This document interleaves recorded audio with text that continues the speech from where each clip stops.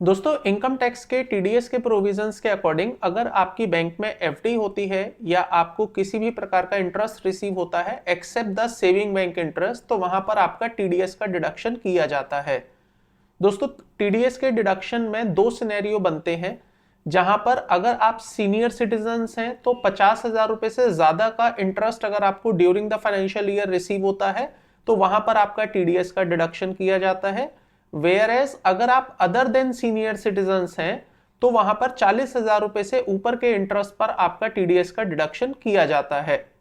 हालांकि दोस्तों, other than bank और पोस्ट ऑफिस और कोऑपरेटिव सोसाइटीज के केस में अगर आपको इंटरेस्ट रिसीव होता है या आप किसी को इंटरेस्ट पे करते हैं जो कि 5,000 से ज्यादा हो जाता है तो वहां पर भी टीडीएस के प्रोविजन अट्रैक्ट हो जाते हैं। इसका मतलब आपको या तो टीडीएस काटना पड़ता है या आपका टीडीएस कटकर आपको इंटरेस्ट रिसीव होता है। लेकिन दोस्तों, अब यहां पर फाइनेंस बिल 2025 में अमेंडमेंट प्रपोज की गई है सेक्शन 194A में।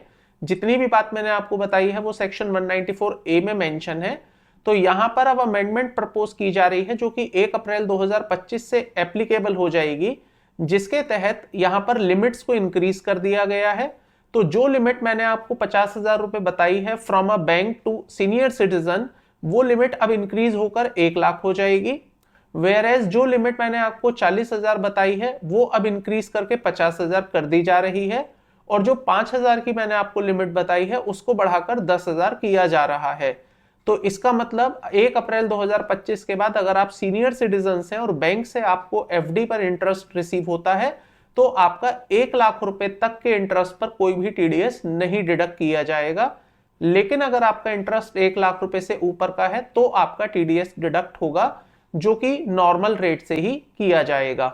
दोस्तों, इस बार फाइनेंस बिल 2025 में टीडीएस में काफी सेक्शंस में अमेंडमेंट कर दी गई है। तो इसी तरह के इंफॉर्मेटिव अपडेट्स पाने के लिए, देखने के लिए चैनल को सब्सक्राइब कर लीजिएगा।